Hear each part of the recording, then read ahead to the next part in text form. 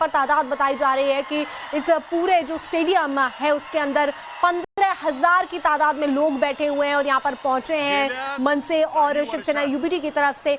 दोनों भाई मंच साझा करते हुए 20 साल के बाद में ऐसा हो रहा है, तो ये ऐतिहासिक क्षण है अगर देखा जाए महाराष्ट्र पॉलिटिक्स में, महाराष्ट्र की सियासत में, जब 20 साल के बाद में दोनों भाई एक साथ एक मंच पर नजर आ रहे हैं। और जहां मंच पर बैठे हैं वहां पीछे लिखा भी हुआ है कि मराठी की आवाज हम एक साथ उठाएंगे। अस्तित्व की लड़ाई में अब साथ साथ दोनों भाई नजर आ रहे हैं, क्योंकि आपने देखा था कि किस तरह का हश्र हुआ था विधानसभा चुनाव के बाद और शिवसेना की बगावत के बाद अस्तित्व खत्म होने की कगार पर स्थिति आ गई थी। ऐसे में अब एक बार फिर से दोनों भाइयों ने हाथ मिलाया है, अस्तित्व की लड़ाई लड़ रहे हैं। और ये देखिए जिस मंच पर दोनों ने एक दूसरे के कंधे पर हाथ रखा, महाराष्ट्र का नक्शा पीछे आपको नजर आ रहा है। और सबसे अहम बात अगर आप गौर कर रहे होंगे तो यहाँ देखिए ना तो शिवसेना यूबीटी पार्टी का नाम लिखा है, ना मनसे का नाम लिखा है, सिर्फ और सिर्फ महाराष्ट्र का नक्शा है पीछे। इसके जरिए एक संदेश ये देना चाहते हैं कि हम दोनों महाराष्ट्र के लिए एक साथ इकट्ठे आए हैं, महाराष्ट्र की आवाज उठाने के लिए आज एक मंच पर मौजूद है। तो करीब 20 साल बाद उद्धव ठाकरे और उनके चचेरे भाई राज ठाकरे एक मंच पर नजर आए हैं। राज ठाकरे ने साल 2006 में शिवसेना छोड़कर महाराष्ट्र नवनिर्माण सेना एमएनएस के नाम से नई पार्टी बनाई थी और दोनों अलग अलग रास्तों पर चले गए थे, लेकिन आज दोनों एक साथ हैं। हालांकि दोनों की ही पार्टियों के जो झंडे हैं वो नजर नहीं आ रहे, उनका कोई भी सिंबल नजर नहीं आ रहा है। और राकेश द्विवेदी हमारे साथ हमारे सहयोगी फोन लाइन पर ज्यादा अपडेट को लेकर के मौजूद है। राकेश, महाराष्ट्र की सियासत में एक अलग और नई तस्वीर बहुत वक्त के बाद देखने को मिल रही है, जब अस्तित्व की लड़ाई के नाम पर दोनों भाई एक साथ एक मंच पर नजर आ रहे हैं। क्या मायने हैं इस तस्वीर के? देखिए, निश्चित तौर पे ये जो तस्वीरें दिख रही हैं वो इसलिए नायाब है, अनोखी है, क्योंकि ये 20 साल बाद दोनों जो भाई हैं वो एक साथ सामने आए हैं। पिछले 20 सालों से जो है इनकी राजनीति मराठी और महाराष्ट्र के इर्द गिर्द रही है, लेकिन उसके बावजूद दोनों की अलग अलग पार्टियां रही हैं। लेकिन अब से कुछ दिन पहले ही हिंदी भाषा की शक्ति को लेकर के दोनों जो है उन्होंने एक ही अपना स्टैंड लिया और उसके बाद में ये तस्वीर सामने आई कि अब दोनों भाई जो है सामने आएंगे। जहां तक इसका सवाल ये कि ये आखिर कैसी तस्वीर आगे बढ़ती हुई नजर आती है, तो ये कहीं ना कहीं मराठी जो वोट बैंक है उसे कंसोलिडेट करने की राजनीति ऐसे एक्सपर्ट्स मानते हैं, क्योंकि महाराष्ट्र में हमने देखा कि पहले लोकसभा चुनाव हुए, उसके बाद विधानसभा चुनाव हुए। विधानसभा चुनाव में खासतौर से उद्धव ठाकरे की पार्टी शिवसेना और राज ठाकरे की पार्टी महाराष्ट्र नवनिर्माण सेना को कोई खासा फायदा नहीं हुआ। जो डिवीजन ऑफ वोट्स है, वोटों का जो बंटवारा था वो काफी ज्यादा हुआ। ऐसे में ये जो बीएमसी के जो चुनाव है वो इन दोनों ही पार्टियों के अस्तित्व की लड़ाई हो सकती है। और खास तौर से उद्धव ठाकरे की जो शिवसेना है उसका पिछले कई सालों से वर्चस्व रहा है बृहन मुंबई महानगर पालिका के चुनाव पर। लेकिन पिछले कुछ सालों में जो सबसे बड़ी घटना घटी वो ये कि एकनाथ शिंदे का उनसे अलग हो जाना, शिवसेना का असली नाम अब उनके पास है, उसका असली चुनाव चिन्ह एकनाथ शिंदे के पास है। तो पहले ही जो शिवसेना की जो ताकत है वो बढ़ चुकी है उद्धव ठाकरे के पास। बिल्कुल सही कह रहे हैं राकेश, आप अस्तित्व की लड़ाई अभी दोनों ही भाई लड़ते हुए नजर आ रहे हैं।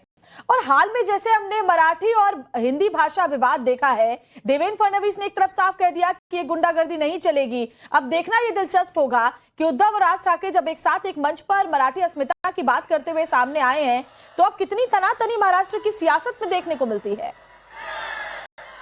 बिल्कुल सही कहा आपने, क्योंकि दोनों ही भाई जब आए मंच पर एक साथ में सबसे पहले उन्होंने एक दूसरे को गले लगाया है और ये एक तस्वीर से ये मैसेज जो ये साफ दे दिया है खास तौर से सत्ता पक्ष को कि अब जो मराठी वोट बैंक है वो एकजुट है। मराठी बांधवांनो भगिनींनो आणि मातांनो,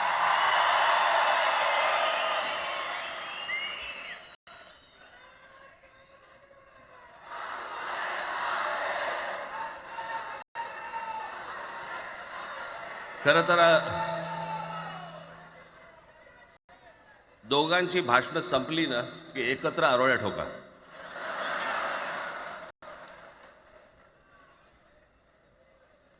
खरं तर आज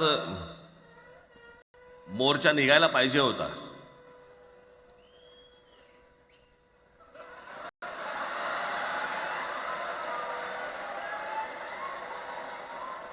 तोंडानेच आहे ना,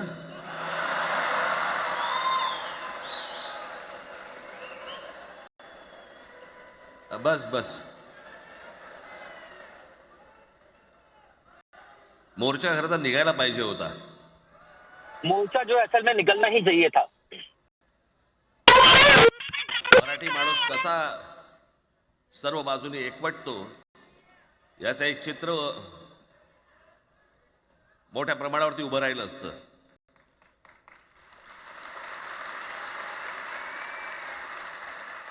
पण नुसत्या मोर्चाच्या चर्चेनेच माघार घ्यावी लागली. मोर्चा जो प्रदर्शन है वो निकलना ही चाहिए था, लेकिन हमें वो मौका नहीं मिला.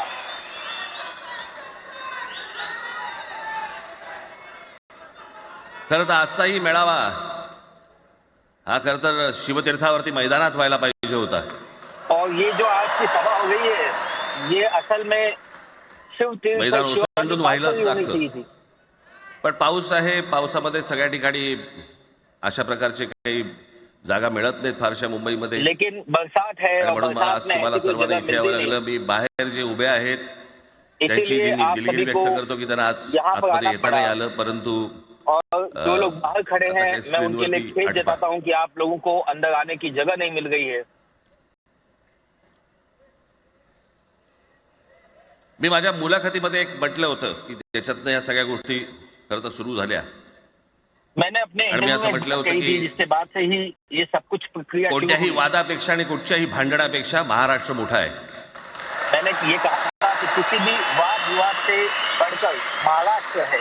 महाराष्ट्र किसी भी वाद विवाद आज से बढ़कर जवळपास 20 वर्षानंतर मी आणि उद्धव आम्ही एका व्यासपीठावरती आज येतो आहोत. 20 साल के बाद मैं और उद्धव एक साथ एक मंच पे आ रहे हैं.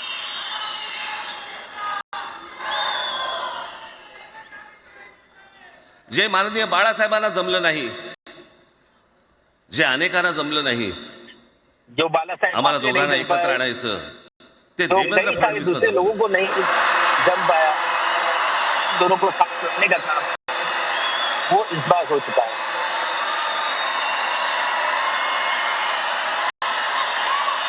वो काम देवेंद्र फडणवीस ने कर दिया.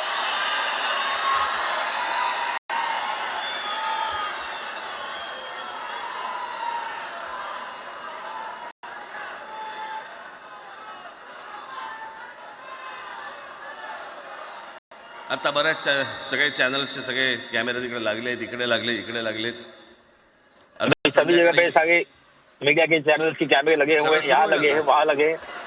शाम को सब कुछ अपने काय वाटतं काय शुरू हो दोघांची जाएंगी. बॉडी लँग्वेज कशी होती? क्या लगता है दोनों की बॉडी लैंग्वेज कैसी थी? कोणी कमी हसलं का, कोणी जास्ती कोई हसलं कम का, हंसा कोणी क्या? बोलतायत का? किसी ने ज्यादा तो हंस नहीं दिया. आपल्याकडे मूळ विषय सोडून इतर गोष्टींमध्येच फार रस असतो अनेकांना. नया मूल विषय को छोड़कर के बाकी बातों में ही ज्यादा रस होता है लोगों को. खरं तर आजचा हा मेळावा मोर्चालाही तीच घोषणा होती, आजच्या मेळाव्यालाही तीच घोषणा आहे की कुठचाही झेंडा नाही, मराठी हाच अजेंडा. हमने ये पहले भी कहा था कि अगर हम रैली निकालेंगे तो भी, और आज यहाँ पर जो हम सभा बुलाएंगे उसके लिए भी माझ्या कोई मराठीकडे, झंडा नहीं माझ्या होगा. महाराष्ट्राकडे वेडावाकडे सिर्फ नजरेने पाहायचं एजेंडा नाही होगा. कोणी.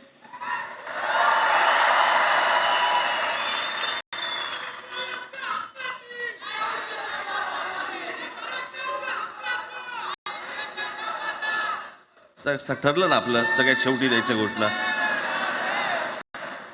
हमने तय किया था कि आपको जो भी नारेबाजी करनी है बसा, शांत आखिर में बसा. कहेंगे.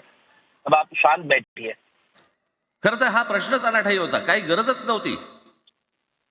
हे कुठून अचानक हिंदीचं आलं मला काही कळलं नाही. मला आखिर में ये सवाल की जरूरत ही नहीं है. हिंदी का मुद्दा कहाँ से आया मुझे समझ में नहीं आया.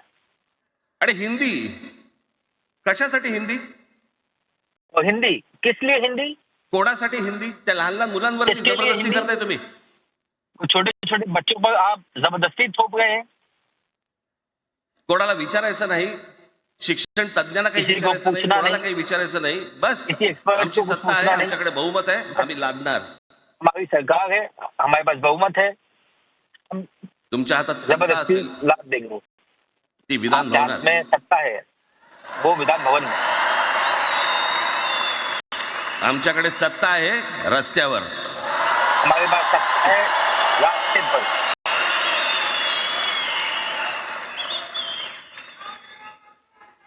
एक पत्र लिहिलं, 2 पत्र लिहिली, एक लेटर लिखा, नंतर 2 ते दादा लेटर भुसे लिखे। माझ्याकडे आले.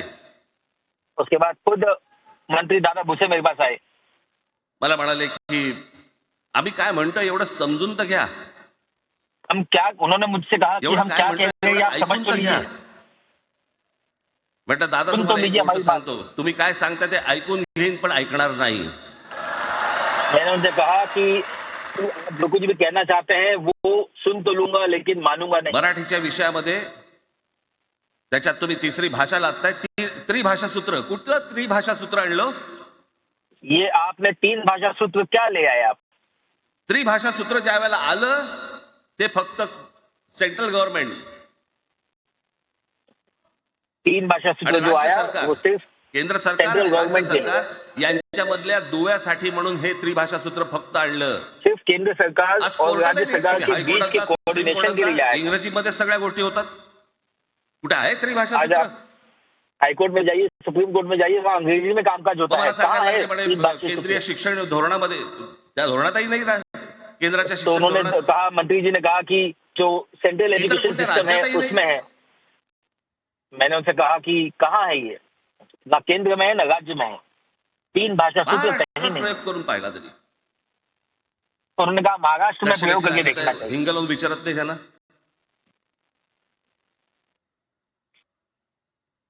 पण महाराष्ट्र ज्या वेळेला पेटून उठतो त्यावेळेला काय घडतं आणि काय होतं हे आज राज्यकर्त्यांना समजलं असेल. लेकिन महाराष्ट्र जब जंग उठता है और सड़कों पर त्याशिवाय का उतरता है तो महाराष्ट्र क्या होता है, ये आज इस राज्य सरकार को समझ में आ गया होगा। विनाकारण आणलेला विषय होता. ये बिना त्याशिवाय कारण लाया गया भुसेला विषय सांगितलं, था। म्हटलं मला सांगा उत्तर प्रदेश, बिहार, राजस्थान, मध्य प्रदेश कोणती मुझे तिसरी बताइए, भाषा उत्तर आणणार आहे? प्रदेश, राजस्थान, बिहार, मध्य प्रदेश, यहाँ पर आप कौन सी तीसरी भाषा लाएंगे? घर तर आणली पाहिजे. सच कहूँ तो नहीं जानी चाहिए, इन राज्यों में भी तीसरी भाषा लाई जानी चाहिए। हिंदी भाषिक राज्य आहेत ती आर्थिक दृष्ट्या अब ये मागास मजाक देखिए आणि कि ये हिंदी हिंदी न भाषी राज्य है, बोलणारी राज्य आहेत ती लेकिन ये आर्थिक दृष्ट्या आर्थिक प्रगत रूप से पीछे है। आणि वर आम्ही हिंदी शिकायचं. जो जो हिंदी भाषिक राज्य याला नहीं है हिंदीतून वो राज्य नाही आर्थिक रूप सांभाळता से आले. आगे है और फिर भी हम हिंदी सीखें। यांना राज्यांचा विकास नाही करता आला. जिन जी, हिंदी राज्यों को बोलत हिंदी नाही का त्या विकास करने नहीं आया, राज्यांमध्ये अपने राज्य का विकास नहीं करने आया, हिंदी बोलत असलेल्या राज्यांमधनं नोकरी धंद्यासाठी लोक इकडे येत आहेत और इसीलिए आणि हे म्हणतात हिंदी हिंदी शिका. बोलने वाले कोणासाठी शिकायचं? राज्यों से लोग नौकरी के लिए, काम के लिए ऐसे राज्यों में जाते हैं जहाँ पर हिंदी पाचवीनंतर बोली नहीं हिंदी जाती। चित्रपट सृष्टीमध्ये जाणार आहेत पोरगा. कोणासाठी शिकायचं? हिंदी भाषेबद्दल मला वाईट नाही वाटत. हिंदी भाषा को लेकर के श्रेष्ठच मुझे असते, उत्तमच असते. बुरा नहीं लगता। हर भाषा ती मराठी श्रेष्ठ असेल, होती है, गुजराती असेल, उत्तम होती तमिळ है। असेल, पंजाबी असेल, बंगाली वो असेल, मराठी हिंदी है, असेल, गुजराती कुठची है, असेल, एक भाषा उभी बंगाली हो, तमिळ करायला हो। खूप प्रचंड तपश्चर्या लागते, खूप लोकांची मेहनत असते. किसी भी एक भाषा की लिपी उभी समृद्धि के लिए करायला कई सारे खूप लोगों की प्रचंड मेहनत ताकद होती लागते. है, प्रचंड ताकत लगती है। अशाच भाषा काय उभ्या राहत नसतात. ऐसे ही कोई भाषा खड़ी नहीं होती, मजबूत नहीं बनती। आणि हे भाषेचं नवीन कुठून आणलं? त्याशी ते अमित शहा म्हणाले ज्याला इंग्रजी येतं त्याला पुढे म्हणे लाज वाटेल, म्हणे मला इंग्रजी येतं. अरे उस तुम्हाला दिन नाही अमित येत? शाह ने कहा कि जिसे अंग्रेजी आती है उसे आगे जाकर के शर्म महसूस होगी।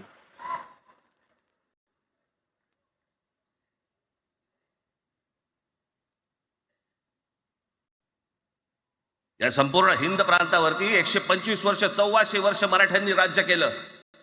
इस पूरे हिंदुस्तान पर 100-125 साल मराठाओं ने राज्य 1400 किया। वर्ष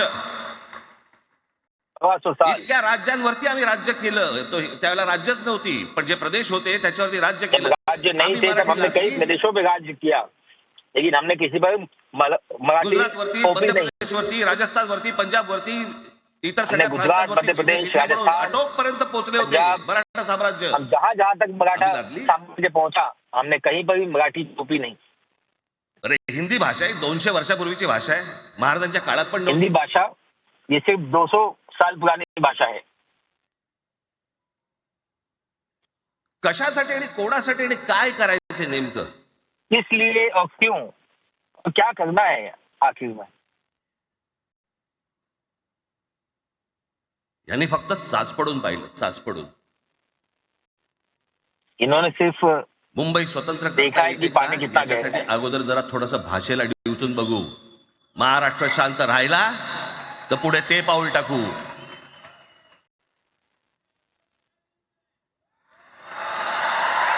कोणाची माय राहिली तरी महाराष्ट्राला हात घालून दाखवावं, मुंबईला हात घालून दाखवावं. किसी में अगर हिम्मत है तो वो मुंबई के महाराष्ट्र में हाथ डाल के दिखाए. काय मजाक वाटला काय? क्या ये कोई मजाक है क्या? आम्ही शांत आहोत याचा अर्थ गांडू नाही आहोत. शांत है इसका मतलब हम बेवकूफ नहीं है.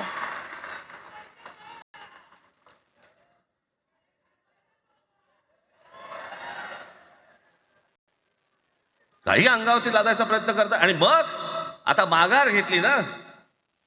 और अब जब आप मग पीछे माघार हट गए घेतली हैं त्याचं काय करायचं? तो पीछे हट गए तो क्या करना वेगळ्या चाहिए ठिकाणी आपको? वळवा सगळं प्रकरण. इस मामले को अलग मोड़ दे वेगळ्या दो. ठिकाणी म्हणजे कुठे? ठाकरेंची मुलं इंग्रजी मीडियम मध्ये शिकली. बरं मग पुढे अब इसे नया मोड़ दे दो. मतलब क्या कि ठाकरे के बेटे इंग्लिश मीडियम स्कूल में म्हणजे पढ़े. दादा भुसे मराठी मीडियम मध्ये शिकून शिक्षण मंत्री झाले. और फिर वो देवेंद्र दादा फडणवीस भुसे इंग्रजी मीडियम मध्ये शिकून मुख्यमंत्री झाले. मराठी मीडियम में सीख करके शिक्षा मंत्री बने. देवेंद्र फडणवीस कुठे काय इंग्लिश शिकले, मीडियम में याचा सीख काय करके संबंध? मुख्यमंत्री बने. कौन कहाँ क्या सीखा, इससे क्या, इसका क्या संबंध? अहो कोणाची मुलं इथे परदेशामध्ये शिकतायत, याद्या आहेत आमच्याकडे. और किस किस के बच्चे विदेश में त्याचं पढ़ाई काय कर रहे करणार हैं तुम्ही? इसकी हमारे पास लिस्ट है. उसका क्या आणि करेंगे त्याच्यातल्या आप? त्याच्यात मंत्रिमंडळातल्या एक एक मंत्र्याचं हिंदी आहे का? फेफरं येईल फेफरं. उसमें अब मंत्रिमंडल के मंत्रियों का एक एक मंत्री का आप हिंदी सुनिए, हैरान रह जाएंगे. हे असले प्रश्न महाराष्ट्रातच विचारले जातात. ये ऐसे सवाल अब आता मी महाराष्ट्र को तुम्हाला पूछे अजून एक जाएंगे. गोष्ट सांगतो. मैं अब आपको एक और बात बताता हूँ. आम्ही मराठी मीडियम मध्ये शिकलो. हो, मैं शिकलो. मराठी मीडियम में पढ़ाई की. आमची आप मुलं पढ़ाई इंग्रजी की. मीडियम मध्ये शिकली. हो शिकली. मग हमारे याच्यावरती तुम्ही बच्चों ने प्रश्न काय इंग्लिश उपस्थित मीडियम केला? में ह्यांना मराठीचा पढ़ाई प्रकार किया. कसा? हे इंग्रजी मीडियम मध्ये टाक. बात किया. बरं सन्माननीय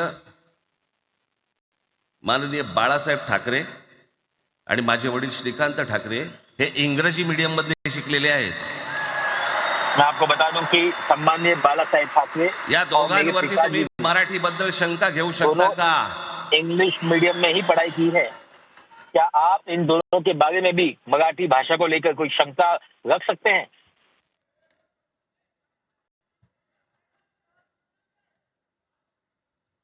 Lalkrishna Advani Lal Krishna Advani Saint Patrick high school Christian missionary school मध्ये शिकले. सेंट पैट्रिक हाई स्कूल एक क्रिश्चियन मिशनरी में हिंदुत्वावर उन्होंने पढ़ाई शंका की. घेऊ का त्यांच्या? उनके हिंदुत्व पे क्या सवाल उठाया जा सकता है?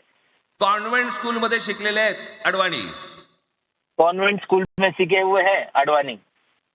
दक्षिण भारतामध्ये बघा, आप दक्षिण भारत में देखिए, तमिळच्या प्रश्नावरती, तेलुगूच्या प्रश्नावरती तमिळ कडवटपणे के समोर सवाल येऊन उभे पर, राहतात. तेलुगु के सवाल कोण पर विचारते ना तुमची मुलं कुठे लोक शिकली आणि तुम्ही कुठे शिकलात?